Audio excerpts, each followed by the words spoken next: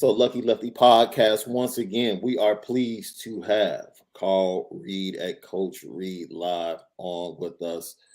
You can see him over at 247 Sports each and every day, putting up fantastic content, not only about college football, recruiting, transfer portal, but he just gives out great information to parents and kids that are interested in doing things that might not have anything to do with football itself. Coach, before the show, we were having a conversation and you were telling me that your son plays lacrosse. And I was asking you, with the access to a sport like that not existing in most urban cities and most public schools, what's the best way to expose the youth to a sport like that? Well, a lot of programs like lacrosse, I know in our area, they do clinics and have things for the inner city kids, but the inner city kids are going to have to be willing to go where those programs are and participate. They're not going to, it's not financially feasible sometimes for people to bring whole programs in, but the kids that are interested, and it's been this way, I mean, our entire lives. If you're an athlete that wants to participate, the people that usually band together and make sure that you have an opportunity to do so. But what I've always wanted to do with my own sons is make sure that their mind was open to other things other than just playing football and basketball, the usual things, making sure that they tried it, because you try it and you just might like it. It could be a life-changing situation for you. And so moving on from that, we need you to help us, right? Because this is our first time really entering into this space in the media, especially dealing with college football. And the fan bases are going crazy right now, Coach. I don't know if it's this the same way each and every year around this time, but you have the 23 kids, they're expecting them or wanting them to commit to their programs. And then you have the big time guys taking visits, and everybody's in a frenzy. You have the 24 kids coming in for visits and also starting a visit for junior days and start the path to their officials. And everything is just one big mass in this period, getting ready to lead into a dead period. What can you say to kind of ease the fan bases across college football to let them know that things have changed, or this is just par for the course? The fans have always been crazy, but now they have access to social media, which gives them a direct access to the player, and the players love it, right? They love it until something happens that they don't personally agree with, but they want the attention. They court the attention, and you can see it in they post it. And if you're a player, you got to be able to handle it. Like it's part of it. The fans make football great. It's one of the things that makes college football for sure the greatest game on earth. You have passionate fan bases. They live and die with the way your team recruits. They live and die with the wins and losses. And if you didn't have that, the players wouldn't have the opportunity to make the money that they're being able to make, and pursue the things that they're being able to pursue. I can remember when I bought my first house and the guy was hooking up my cable. He said, "Man, this is a nice house for such a young guy. Can you handle it?" Right? And I think you got to look at it the same way. You're a 5-star quarterback. They're going to give you $1 million in NIL. You got 500,000 followers on social media. Can you handle it? And the guys that can handle it, they move on. And the guys who can't, they'll find themselves doing something else. But man, that's just the game. So with that, you talk about those quarterbacks in NIL. It's very interesting now, man, because we've had an opportunity to talk to a couple of guys on the podcast from the 23 class, and they're pretty much the test cases for how things are changing, right? Because just 10 months ago to over a year ago, previous classes really didn't have these opportunities while they were still in high school. How do you see this progressing? Last time you were with us, you said there's no need for legislation. Everyone should be able to go out there and negotiate what they're worth or find their worth in the open market. Do you still feel that way? or have things kind of changed to where you say, man, maybe this is getting a little bit out of hand?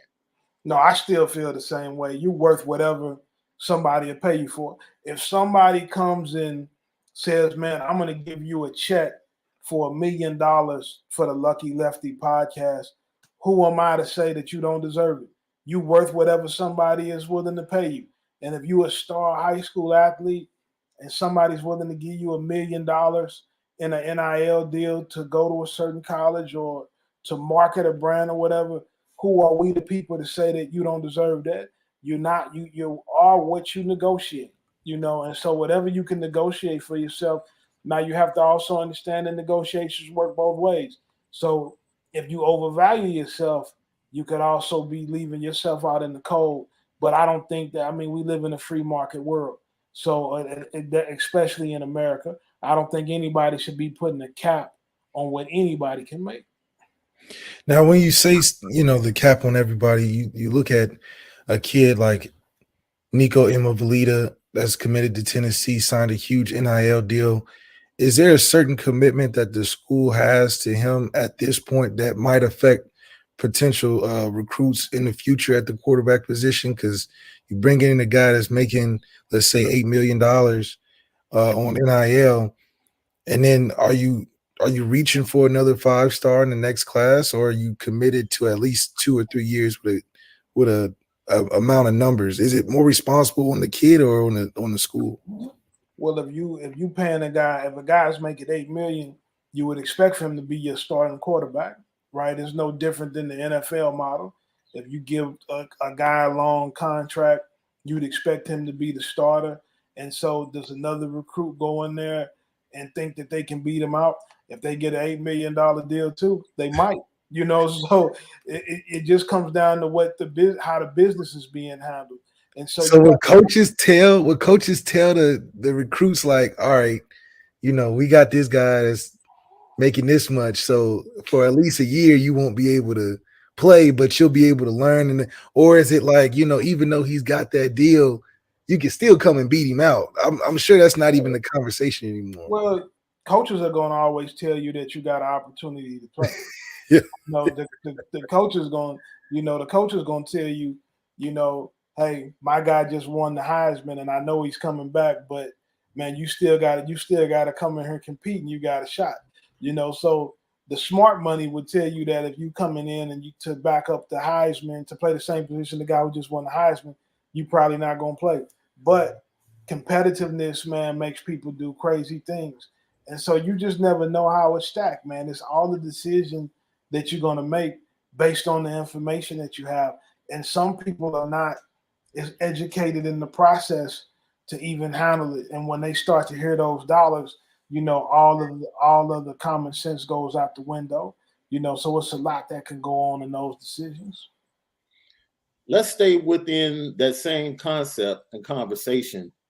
But let's say a 5-star sees another 5-star commit, get a deal, and he might be ready to commit, but now he sees the other 5-star get a deal, and he's like, man, maybe I can go search and find a similar deal or an even better deal. Do you see that playing out as well?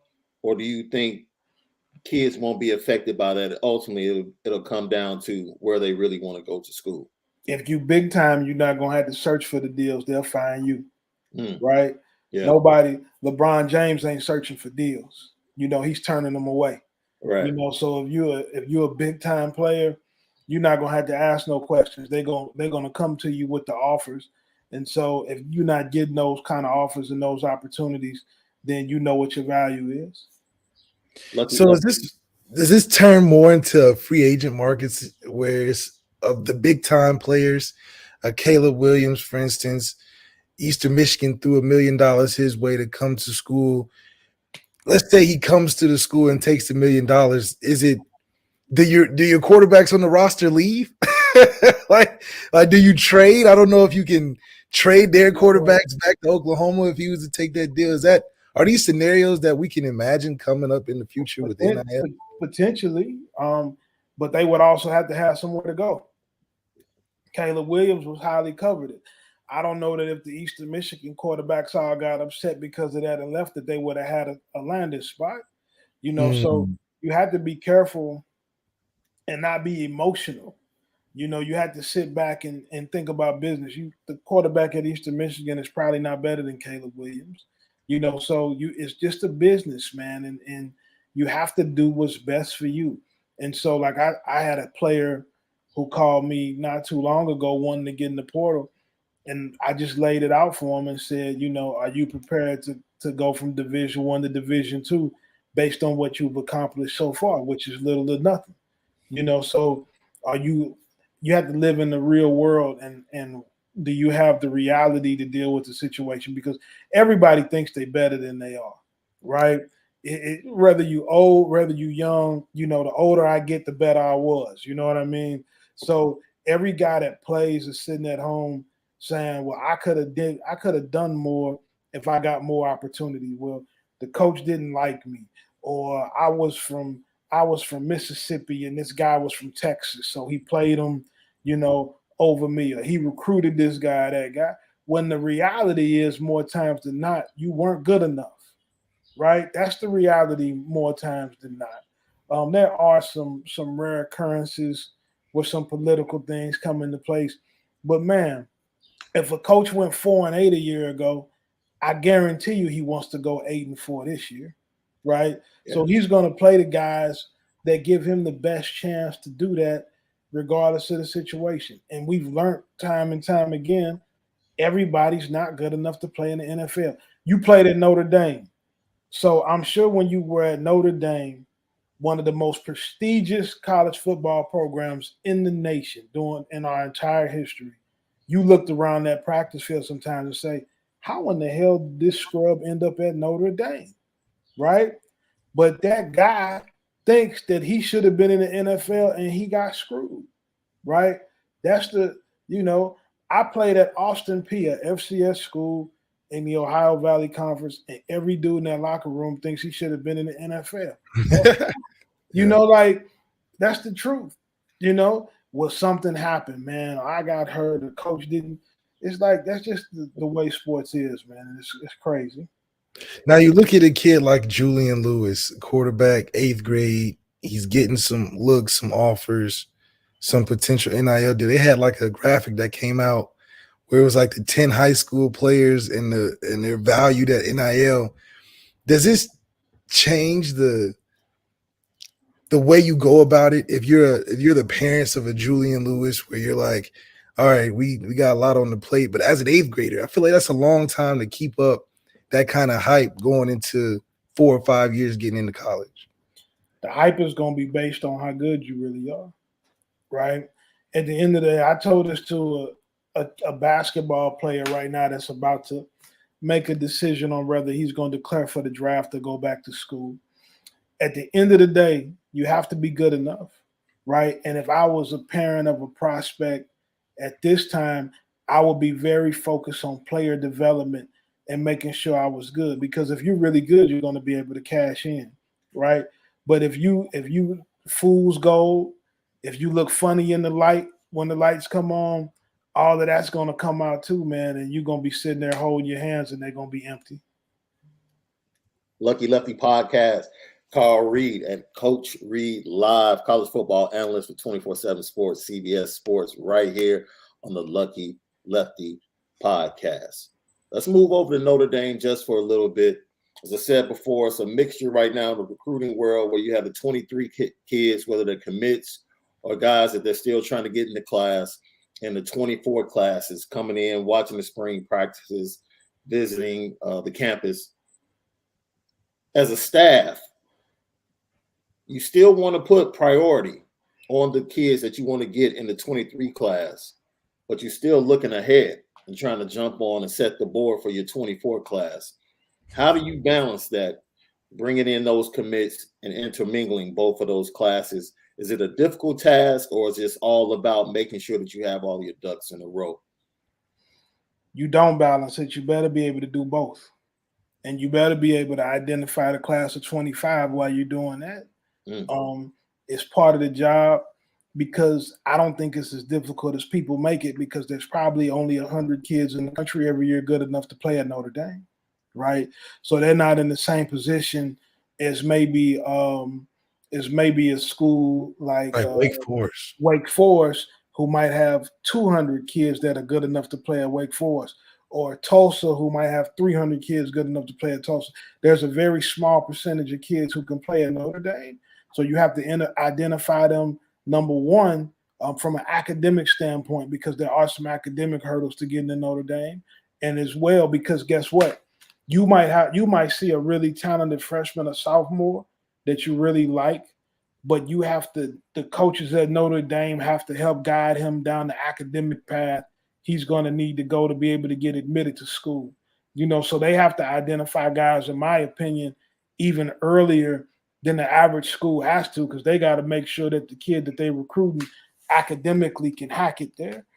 So you better be able to do it all. And that's your job. That's why you're making millions of dollars. That's why as a position coach, you're making $500,000, right? Like, you're not going to catch me shedding tears over a guy that's making $500,000 a year because his job is hard, right? Where else can you go? If you get fired from Notre Dame, where else can you go and get a $500,000 a year job? Do they pay you $500,000 at the job you got? So you have one of those jobs, man. It's time to step up to the plate and get it done. Why is it so important for these coaches to remember the retention after a commit goes on and commits early? How important is it, and why is it important for them to keep that contact, especially nowadays, kids visiting all over the place? Because things change every day, right? You can get a kid that's committed, and all it takes is for you to stop calling them. It's just like if you found a girl you like and you start to date her, don't call her for 2 weeks and see what happens the next time you talk to her.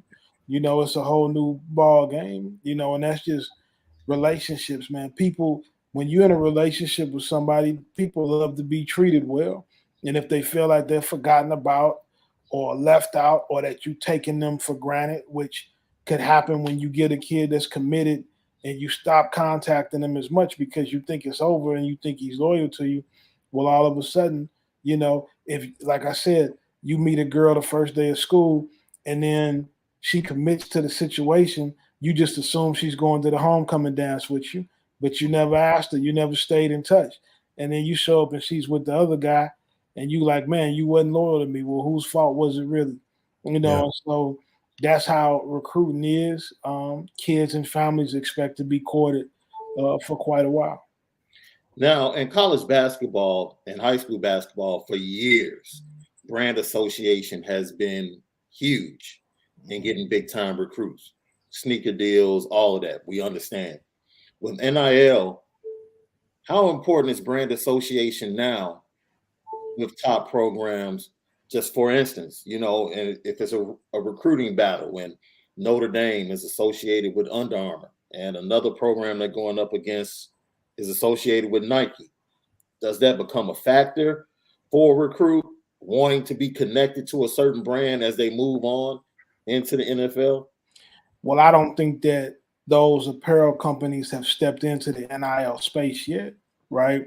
And I don't think that they will, because it does right now, at least on the outset, look like a conflict of interest, right? Because if you're a Nike school and a kid signs a deal with Adidas, that could create some issues. And I do think that there are some things in place to deal with that. So I don't think a brand association from an apparel company will come into play at this point. Maybe that's something that we see down the line, because shoe companies do have the potential to muddy the waters a little bit. Now you get a chance, let's say you have a special player that's a 7th or 8th grader, with all this information coming out on NILs, building a brand, visits, and all the social media included. What do you think is the smartest thing for a kid to focus on getting into that high school, that level of football, preparing for the things that are coming at them? Being good. We can put all of the team and the business people together later, right? He has to be very, very good. He has to be good enough to play at the highest level. And most kids at 7th and 8th grade, we haven't been able yet to determine if they're going to be able to do that because there's a lot of mental development that needs to happen. Football is tough, man. People forget how tough it is to play football, right? Those dog days in the summer, those practices that make you want to quit, and when you're asking yourself, why do you even play the game? Like, do you love the game? Like, you have to allow kids to go through that. And once a kid shows you that he's special, I do believe you have to treat him special and have him prepared for those moments. But before we get to talking about that as a middle schooler, we need to very much so address, are you good enough in the moment?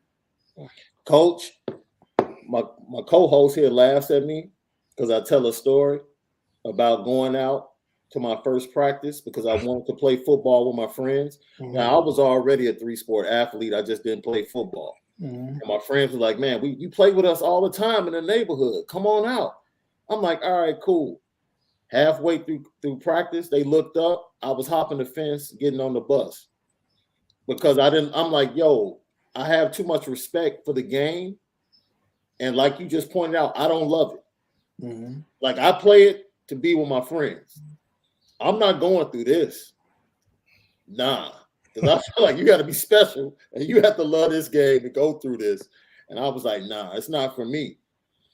And I have so much profound respect for young men that go through the process, Pop Warner, all the way up to high school, and then trying to get that dream of going to the NFL, and those that are lucky to make it, playing 6 to 8 years, the wear and tear, and a sacrifice. Is there a tipping point in any young man's high school career where you have to sit down and have a conversation and say, look, this is the direction or this is the trajectory, the true trajectory that you have in your career? And we need to really think about whether or not your dream is realistic, or as a coach, do you continue to push and just let them go after it?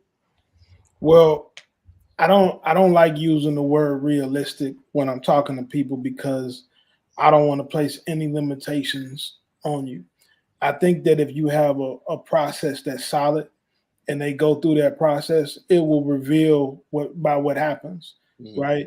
If Marcus Freeman doesn't recruit you, then that kind of tells you everything that you need to know, right? Yeah. If Nick Saban doesn't recruit. So when recruiting starts, if we've exposed you to everybody and we've done all the things the right way, and you end up only talking to Division II schools, then they telling you loud and clear what you are as a player. And there's nothing wrong with that. Like, I don't want it to ever be a negative situation for my kid that's going to go play at a Division II school versus my kid that's going to play at a Division I school. But we're going to put everything into it, and then he's got to be able to deal with how it ends. So let's skip on over to something we saw you discuss recently on 247 Sports. And it's something we talked about earlier this week. Mm-hmm. And it's called the illusion of parity. It's something that everybody wants to sell you to bring you in as a fan. Mm-hmm. When you really take a look, whether it's high school, college, or the professional ranks in all sports, there are only a small percentage of teams and organizations that truly put in everything to win that championship and are true contenders. Is there any way that ever changes in college football, or will that stay the same? It'll never change. Where are you guys from? What state are you from? I'm from Ohio. He's from Ohio. Yeah. Okay. So in the state of Ohio, I'm sure that consistently the same high school programs win the majority of the titles in whatever sport you're looking at, because they've made a decision to consistently compete at that level. And college football is no different. College basketball is no different. The same programs are consistently going to win. In professional sports, there's the same organizations that consistently win, because they consistently provided the resources, They've consistently dedicated themselves to being at that level and doing the things that they need to do. And when you talk parity, parity is saying, I want the worst team with the least amount of resources to be able to compete with the best team. And that's just not realistic. You have to go to the board and to the drawing board, and you have to decide what you want to be. Some teams are just 8-4 teams, no matter what. The University of Iowa consistently wins 8 games, and they're okay that that's what it is. And every 4th or 5th year, they have a very senior laden team, and they'll win 11 games, right? And they'll go to the Rose Bowl, and then they rinse and repeat. And they understand that's who they are. They're not going to have an 80-man recruiting department like Nick Saban has at Alabama. They're not going to have coordinators that are making $2 million. That's not who they are. It's not the thing, but they also understand that in the process. So from a competitive standpoint, I mean, it's just most teams. There's just a very small group of teams, and that's in any business. That's in the car business. That's in, that's law firms, sports agencies, whatever you're doing, there's a small percentage of people that are completely committed and have the resources to play at a championship caliber level and function at that level day in and day out. So what you're telling us is that fan bases that have that situation should really be grateful, because it's really a nexus between administration, head coach, and the players to get it done. And I can admit, you look at the Hurricanes that had a dynasty, and it was the administration that came in and started to meddle. And all of a sudden, the football program didn't operate at the same level that it had for a decade. I can admit that the administration at certain times in Notre Dame's history hasn't been fully behind the football program. And you've seen the negative output because of that. Well, everybody thinks you can win just because it's Notre Dame or Miami. And they take for granted what you have to do. They take for granted the coaches who build those programs. They take for granted the players. Some great players are very hard people to deal with. And so sometimes they make decisions that they don't want to deal with those kind of guys. I was with a coach, I won't say his name here, but I was with a coach who's won a couple national championships, and he told me that good character guys don't win, great players win. So you might have a great player that doesn't have the best character, right? But he's needed to win a championship. And some people are unwilling to deal with that guy. There's a lot of really good guys that play on really bad football teams, right? Yeah. And so if you want to win, you have to do what's necessary to win. And a lot of people don't understand that. So it seems like Notre Dame and Marcus Freeman are going to be following after the template of his mentor, Jim Tressel, and being a physical football team that wants to stop the run and run the ball. Do you think that's the path for Notre Dame, the quickest path for Notre Dame to get to the college football playoff and finally get over the hump? Or do you think that's just the foundation that's being laid for the rest of the tentacles that need to come in order for the program to get over the hump? I mean, well, they already like there. It's not like he's got to rebuild. You know what I mean? So that's already kind of been, that was Brian Kelly's kind of identity also. Brian Kelly ran the ball a lot more than what people probably get him credit for. I mean, think about what Kyron Williams has done there the last 2 years, being a very, very dominant running back. The offensive line that Notre Dame has been excellent. So I think that they were very physical and ruggish in the trenches, and I think that you just see more of the game, more of the same. Most defensive-minded coaches believe in running the ball and stopping the run and playing that way. That's not just how Marcus Freeman thinks. Most guys with a defensive background think that that's the best way to win. A lot of people don't remember that Brian Kelly started his career on the defensive side of the ball, as a young assistant coach, so that was his mentality as well. And so I think that Notre Dame just has to keep rolling, man, because of the portal, because of the way that it is today, your team can change for the better or the worse very fast. So it's no more. We're gonna play these older guys and let the young guys, and we'll be good next year. That's out of the window. Especially for those programs. Yeah, you got to win right now. Is there any way to slow down Nick Saban now that the transfer portal has, as he's told you already before it happened, as he's taking full advantage of it, like we all knew he would? No, you can't slow him down. He won't slow down until he's ready to move on. You just need to focus on yourself. It's like that Michael Jordan. He just gonna have to sit through years till he get done. Well, it's like we talked about with parity.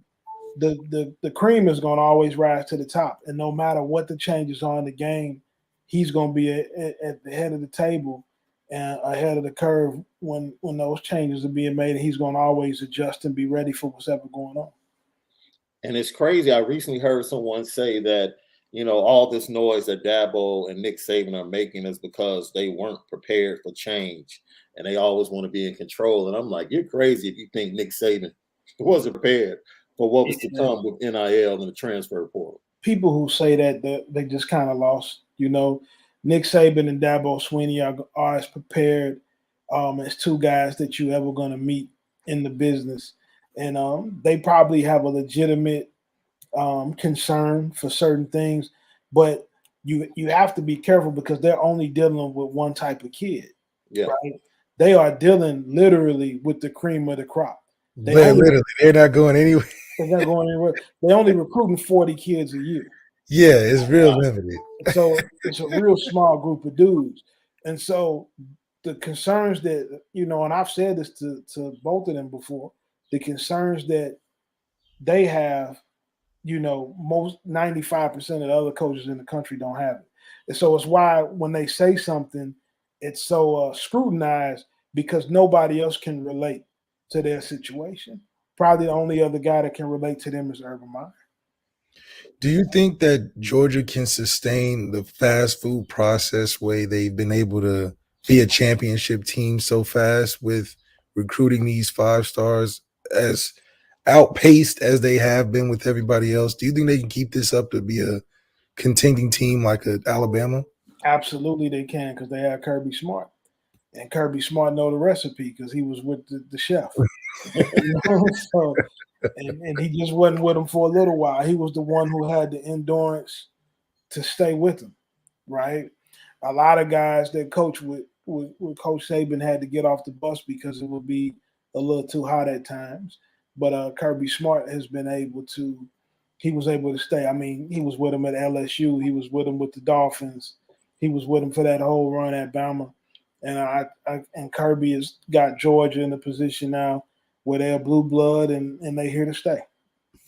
Before we let you go, Coach, what is it that you all put in the water up in St. Louis with these running backs, man? Because, look, I remember when Notre Dame first offered Jeremiah Love and got him on campus, I said, yo, what's up with this kid? Because he's picking up steam. And you're like, yo, this dude is a big-time playmaker from anywhere on the field. Just talk about him and his prospects and what Notre Dame fans can expect if they eventually are able to sign him. Did you see that he ran a 4.38 electric time? Yes, sir. He's big. He's fast. He won state in the 100 last year. I expect him to win state in the 100 again. He's very well coached. His high school coach, Scott Pingle, does an incredible job. And it's not his first rodeo having a big time player. But I think that Jeremiah Love is gonna be a candidate for the All-American games at the end of the season. But he can run the ball between the tackles. He can run it on the perimeter. He can catch the ball out of the backfield. And the most important trait that every running back needs to understand they have to have, he can also do. He can pass protect, so he can stay on the field in third downs. So I think he's the total package, and whoever gets him, man, is going to be lucky to have him. But Notre Dame is he a better recruit? Is he a better recruit as a running back than Zeke was in high school? Out of St. Louis. I'm just meaning St. Louis because, he's from St. Louis too. No, Zeke, I can't put anybody in Zeke category right now. You know what I mean? High school, he could have played DB in college. No, man. No, to compare somebody to Zeke, I'm gonna have to go backwards. Well, who is that guy? Like, because each state has that one iconic guy, or that city has one iconic guy. For St. Louis, who is that guy that everybody just says, yo, he was special on Friday nights and Saturday afternoons? The great Tony Van Zandt. Tony Van Zandt, #1 recruit in the nation, Hazelwood Central High School, my alma mater. He is the best high school football player to ever play in the state of Missouri. He got injured. His career didn't go the way they wanted to do at Mizzou, but there has been nobody like Tony Van Zandt before or after. Wow. There you go. Coach, why don't you let our listeners know how they can follow you and what's up with your podcast? You can follow me at Coach Reed Live on all social media platforms, Twitter, Instagram, and TikTok.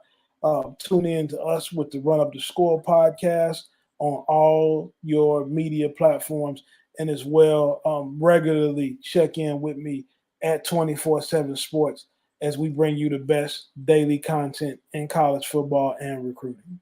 And 247 Sports got better the day they hired this man right here.